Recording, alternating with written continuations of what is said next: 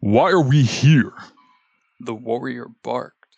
He paced restlessly, to and from the exits of the bunker, and spoke between deep huffs of the stimulant vapors that poured from his mask. The accompanying hearthmaster bellowed a guttural chuckle from where he kneeled beside a fire at the center of the room. It does not much matter so long as we are eating well. Smoke rolled up and beyond the open ceiling where the wind pulled it along the arcing horizon of the halo as it faded into the night sky. This petty guard detail was issued down the chain of command from a Sangheili fleetmaster who held prejudiced opinions about the obedience and coordination of the Jiralhanai. Since the halo had been discovered, Jiralhanai forces within the fleet have either remained in reserve or been stationed at remote outposts away from events of any significance. The impatient warrior continued. As far as I can tell, it's just 2 bunkers and a blood gulch with no way in or out in the middle of nowhere. He gestured wide as he spoke. We guard nothing. Fight nothing. There is no glory here. Bite your cheek, pup. That talk is for the quick and the dead. The hearthmaster amused. There are conscripts dying hungry in swamps as we lounge and enjoy freshly roasted Thorn Beast. Consider this time off for good behavior and enjoy the scents. He tapped his forefinger to his nose. The senior hearthmaster turned a crude stoneware dish held aloft at the center of the fire pit. He then patiently redistributed the smoldering coals evenly beneath and around it. The air rippled around a spiny beast, skinned and splayed within the dish. The young warrior watched him work. He had not seen someone tend a hearth so carefully. In truth, he'd never cared where or how his food was made. But the hearthmaster was practiced in the distribution of heat and an artist with salt, fat, and spice. What soft coward masters the hearth? The warrior sneered. This was indeed the first he'd ever known. What more does meat require than blood?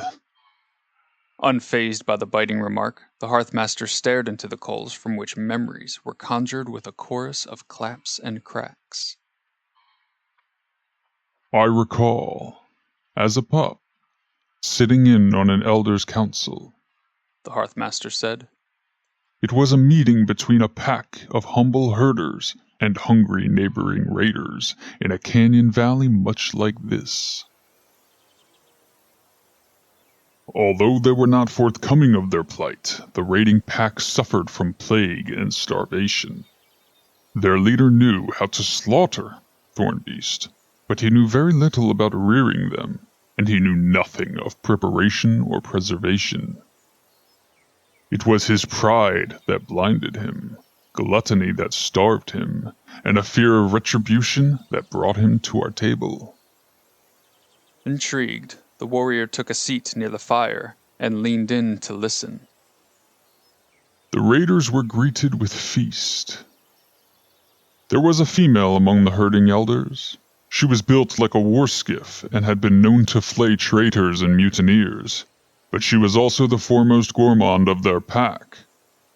Her recorded works smell of all the roots and herbs of the forests, and speak on the livestock imported from the nearby oceans and plains as well. Her most well-known recipe is her legendary preparation of Thorn Beast, and on that night, she demonstrated her secrets for the raiders.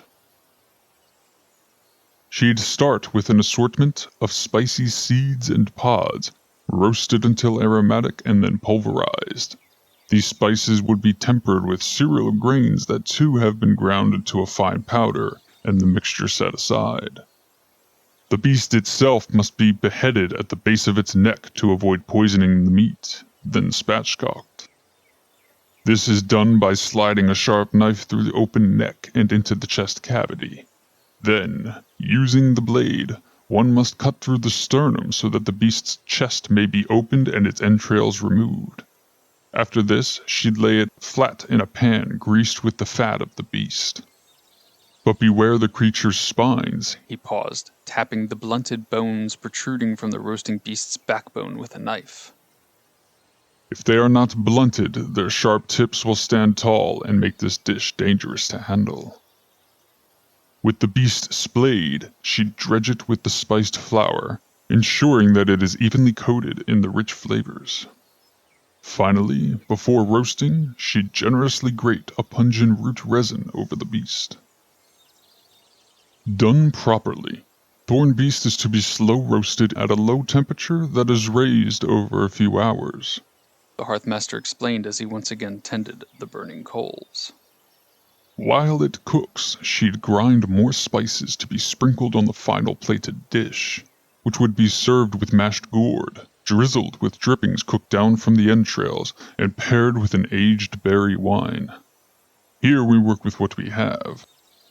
The Hearthmaster grasped the smallest spine from the roasting beast. As he cut around the ball of meat at its base with his knife, the drip and sizzle of rendered fat crescendoed, adding to the crackling chorus of the coals. He cut the spine free and handed the morsel to the young warrior. Feast, the Hearthmaster demanded. The warrior received the meaty spine. He sniffed it first, bathing his nostrils in the spicy aroma. Then he bit into it carefully, savoring the flavor. Finally, he devoured the morsel to the satisfaction of the Hearthmaster. The guest raiders at the table heard nothing. After the feast, they drew blades and threatened to remove the beasts from the pasture. They mistakenly thought humble herders were any less warriors than themselves. When the lead raider was slain, those who survived him were brought into the herding pack. And despite every year that brought plague and drought, they would never be hungry again. For what is a warrior whose stomach is as empty as his head? The quick and the dead, realized the young warrior, his face now a mess of drool and rendered fat. The Hearthmaster chuckled again, this time surprised. Quite so, pup. Now, with Thorn Beast in your belly, you may speak to me of glory.